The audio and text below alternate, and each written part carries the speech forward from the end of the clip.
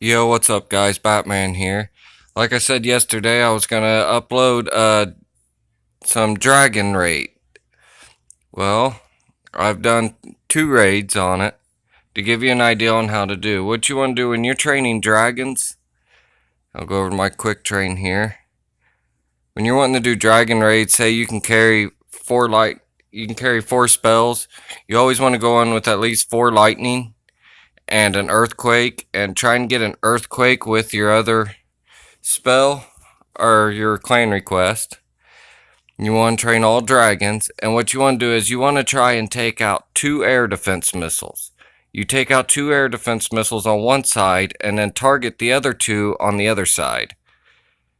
And right here, I'll show you during one of my replays here. Now, these lightning spells, just 2 lightning spells by themselves, can take out up to a level 7 when they're maxed out. You want to take out 2 on one side of the field. Make sure you keep an eye on which way the blowers are facing. See how these are facing left and right, so you don't want to come in on them sides. You want to come in on another side, so this way they don't blow your troops out of the way, slowing them down to get to the other air defense missiles. Here, I'll continue on with the play here. I'll increase the speed up a little bit. You want to try and clear a path using your heroes on each side. So this way they don't go too far off to the side and they'll go in where you want them to go.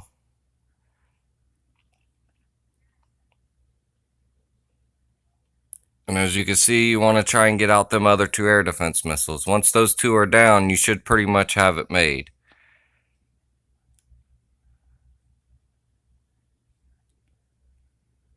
There we go. For me personally, dragons are my favorite to use.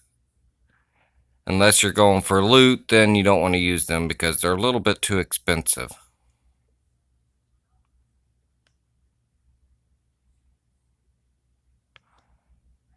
But for war-wise, they are my favorite to use. As you can see, 3 stars. Yes, the base was a little bit rushed, but I was getting impatient. Couldn't hardly find a good strong base to show you on. And here's another one here, which was just mainly went for the loot because I didn't really need to do that one.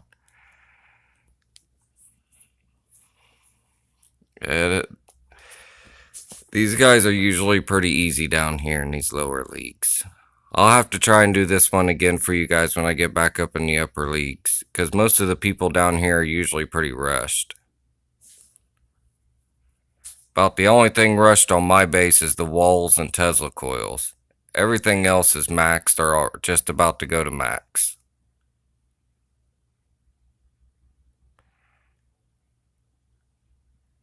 Let me increase the speed here for you guys.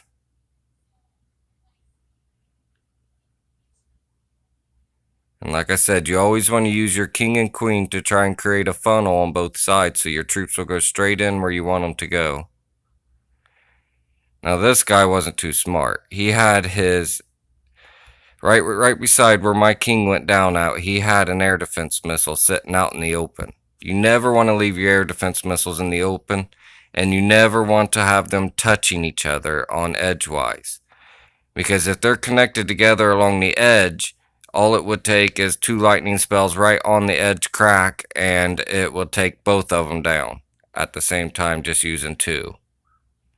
So you never want to have them connecting together with each other. And now there's another thing I wanted to talk about. As you can see with my base here, I have my gold and elixir spread out to all 4 corners of the base. I do this because it makes it a lot harder and more impossible for people to get all of my loot. It is super rare for anybody to even 3-star my base.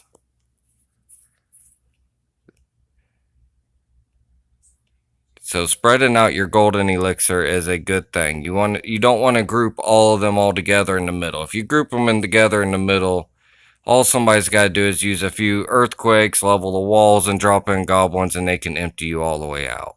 You always want to spread your loot around and never double wall, because double walls are just kind of pointless. If you double up your walls, the wall bomber could take out 2 sets of walls with one blast, 2 rows, because of their splash damage. So don't double up your walls or triple or anything like that with your walls. It's kind of pointless.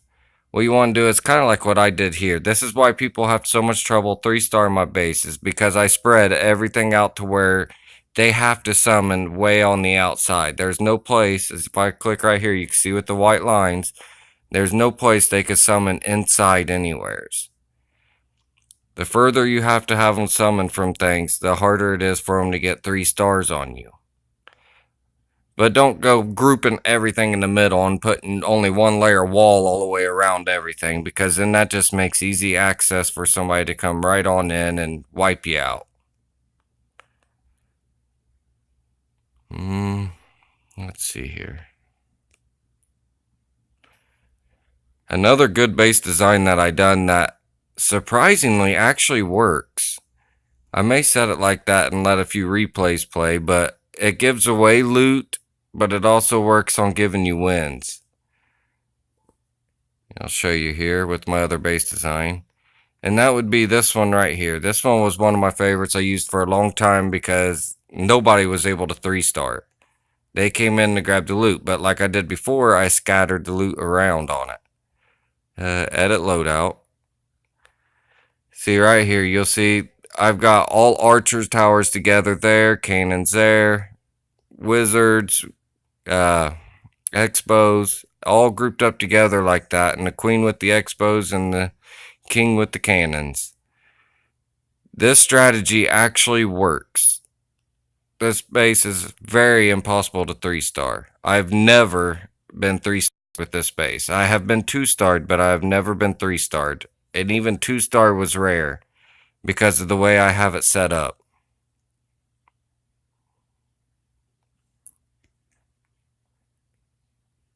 Well, that's it for now, guys. I'll try and get some replays for you guys later on that one. But that's it for now. This is Batman, and I'll catch you guys later.